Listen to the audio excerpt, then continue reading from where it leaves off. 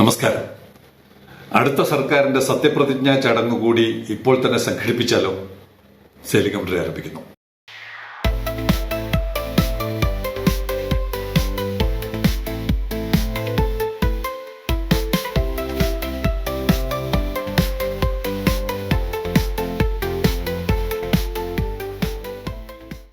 Saudi അറേബ്യയിലിരിക്കുന്ന Hashif അക്കുവിന്റെ പ്രതികരണത്തോടെ തുടങ്ങാം.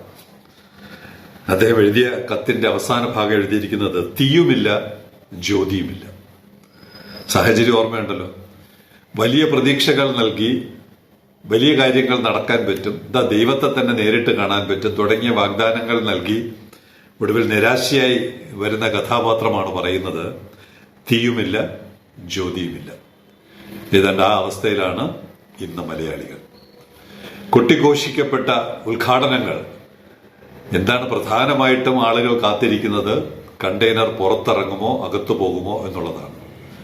അതിനുവേണ്ടി പല ആളുകളും പണം മുടക്കി ട്രക്കുകൾ വരെ അവിടെ ഇട്ടിട്ടുണ്ട്, കാത്തിരിക്കുകയാണ്, വേഴാമ്പലിനെ പോലെ കാത്തിരിക്കുന്നു. അവരോട് നമ്മുടെ മുഖ്യമന്ത്രി പറയുന്ന ഒരു കാര്യമുണ്ട്. ഉദ്ഘാടന സമയത്തിന് അദ്ദേഹം പറഞ്ഞ ഇങ്ങനെയാണ്: തുറമുഖത്തെയും ദേശീയപാതയെയും ബന്ധിപ്പിക്കുന്ന റോഡ് പൂർത്തിയായിരിക്കുന്നു, അതിന്റെ ഉദ്ഘാടനവും ഇതോടൊപ്പം നടക്കുന്നുണ്ട്. പൂർത്തിയായ റോഡിന്റെ ഒരു എന്താണ് കോലമെന്നേ ഞാൻ പറയുള്ളൂ. പൂർത്തിയായ റോഡിന്റെ കോലം എനിക്ക് 3-4 പേര് അയച്ചു തന്നു.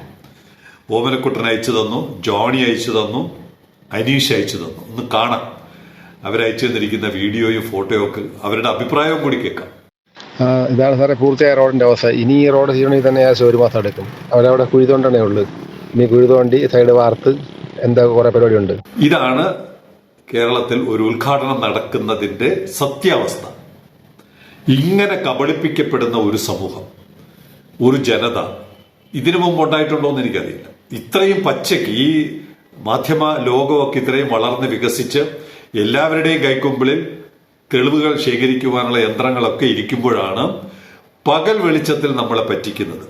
ഒരു വീഡിയോ ചാനൽ കാണിക്കുന്നുണ്ട്, ട്രക്ക് അങ്ങോട്ടും ഇങ്ങോട്ടും പോവുകയാണ്. പ്രതികരണം എന്താണെന്നറിയാമോ? ഇവന്മാർക്ക് നാണമില്ലയോ എന്നാണ്. ആ ഭാഷ തന്നെയാണ് ഉപയോഗിച്ചിരിക്കുന്നത്. ഇവന്മാർക്ക് നാണമില്ലയോ?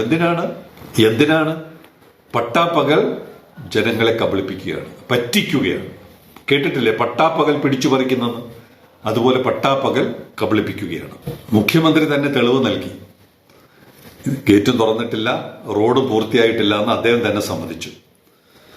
ഏറ്റവും അടുത്ത ദിവസങ്ങളിൽ തന്നെ റോഡ് വഴിയുള്ള ചരക്ക് നീക്കവും ആരംഭിക്കും എന്ന് പറഞ്ഞാൽ ഇന്നലെ ആരംഭിച്ചിട്ടില്ല, നാളെയും ആരംഭിക്കില്ല.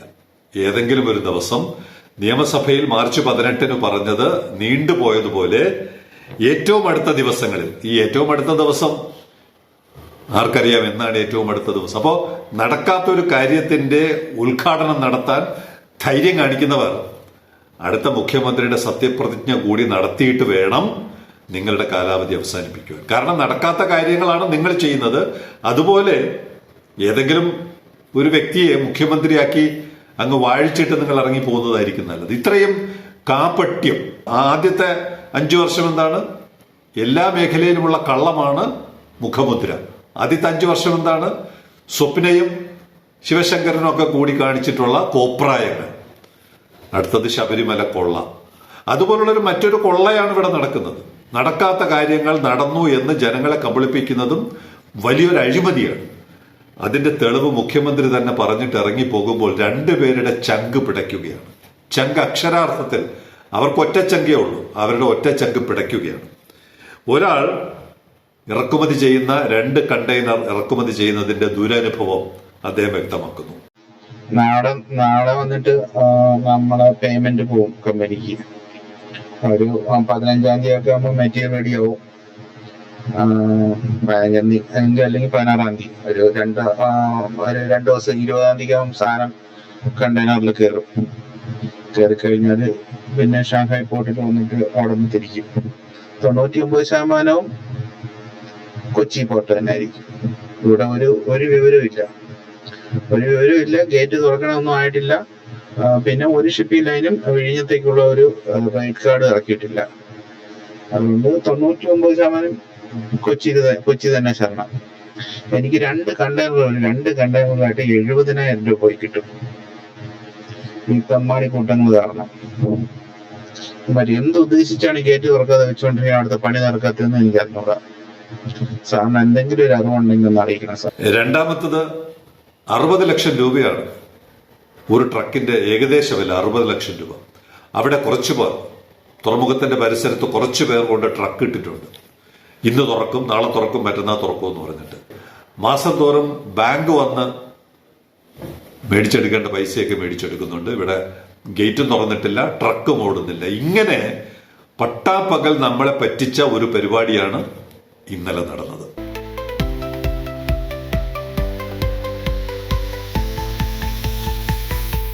രണ്ടാമത്തത് കേരളത്തിലെ BJP വകയാണ് രണ്ടാമത്തെ പറ്റിക്കൽ.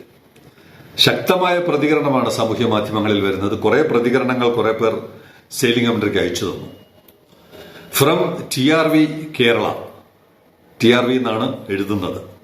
We all excited, prime minister Modi G some mega announcement, but unfortunately very disappointing.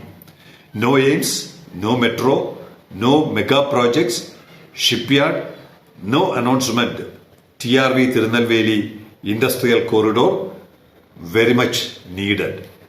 ഇങ്ങനെയുള്ള ഒരു പ്രൊജക്റ്റും പ്രധാനമന്ത്രി വന്നപ്പോൾ അനൗൺസ് ചെയ്തില്ല. We all people are very much excited to these projects, but nothing, really disappointed.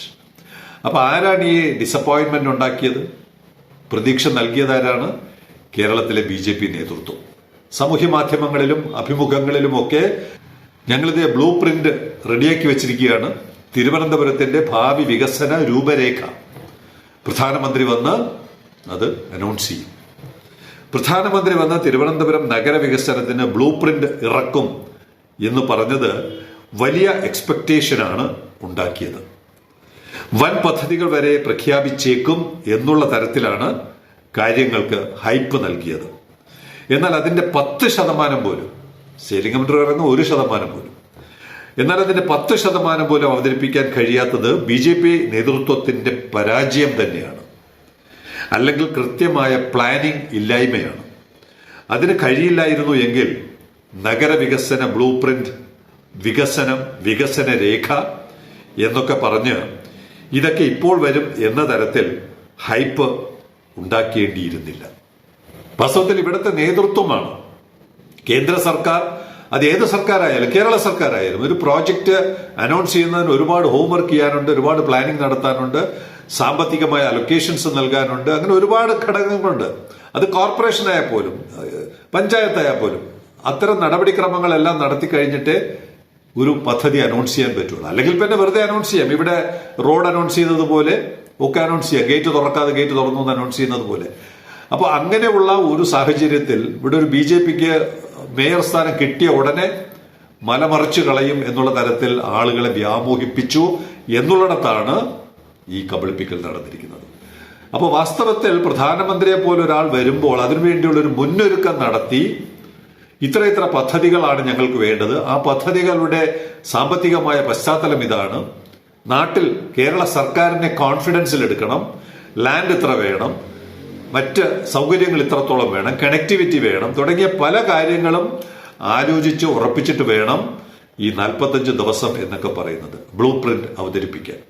അപ്പൊ ഇതൊന്നും ഇല്ലാതെ എടുത്തു ചാടിയതിന്റെ ഒരു നിരാശ അത് BJP എന്ന് പറയുന്ന പാർട്ടിക്ക്, അല്ലെങ്കിൽ NDA എന്ന് പറയുന്ന മുന്നണിക്ക് അസംബ്ലി തെരഞ്ഞെടുപ്പിൽ തിരിച്ചടി ഉണ്ടാക്കും എന്നുള്ള കാര്യത്തിൽ യാതൊരു സംശയവുമില്ല.